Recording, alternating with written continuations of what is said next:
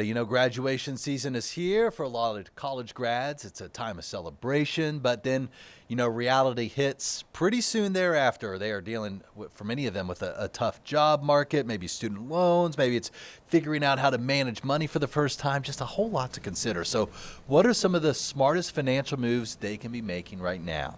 Happy to be joined by Julie Bates now with Delta Community Credit Union to talk through some of this. Julie, always good seeing you. Good morning, Dan. Thanks for having me. All right, so let's be real. What kind of job market are grads walking into right now? Recent graduates really need to understand this market is different. When they reach for their diploma, that is not the end of learning, it's just the beginning. The current AI environment is really changing entry-level jobs, so learning and adapting is going to be really critical. When it comes to adapting, if they're not getting these callbacks, what should they be doing differently at this point? That's a great question. Really, what we're seeing is that many graduates applying online is just simply not enough. They need to be focused on visibility and connection. You need to go where the hiring managers are. That could be Chamber of Commerce meetings, it could be alumni events, professional associations. And don't overlook small local employers. Many of them have much fewer applicants, and we're seeing a lot more accessibility to those decision makers. So remember, when you're reaching out and making those connections, ask for advice, not just a job. Gosh, connection's so important. It really is about the hands you shake sometimes.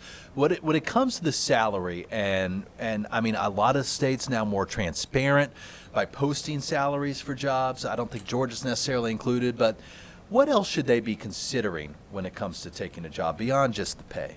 Looking at the full offer is really critical.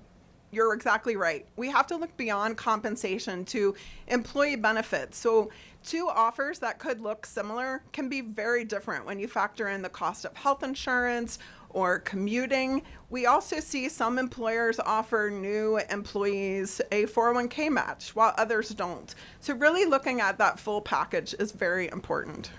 My first job out of college was back home in Chattanooga, and sometimes I kick myself for not moving back in with my family because of the amount of money I could have saved on rent. Is that something you tell young college grads to consider at this stage? Many families that we work with, moving back home is part of the plan. Moving home really is a strategy, not a setback. If you build it as a partnership, it can be really beneficial for both parties. Parents want their children to find success, and this can be an incredibly generous offer from a financial perspective, but you also have to bring value to that relationship.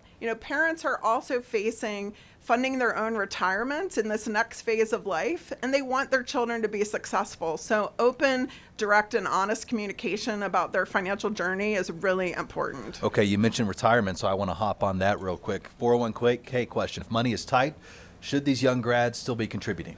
If the employer is offering a match, it is really important to consider contributing at least the amount to get the full match. You also have to look at if you have high interest debt or you do not yet have an emergency savings account, then that's also a consideration. So saving small can build over time. But here's the reality for so many of these young grads who are dealing with student loans, and that's going to take a huge chunk out of things. Should they consider deferring that? Student loans, you have to have a lot of visibility in where you are. So studentaid.gov can give you insight into how much you owe, what your loan payment offer is. If you have low income, you might be able to get a payment reduction.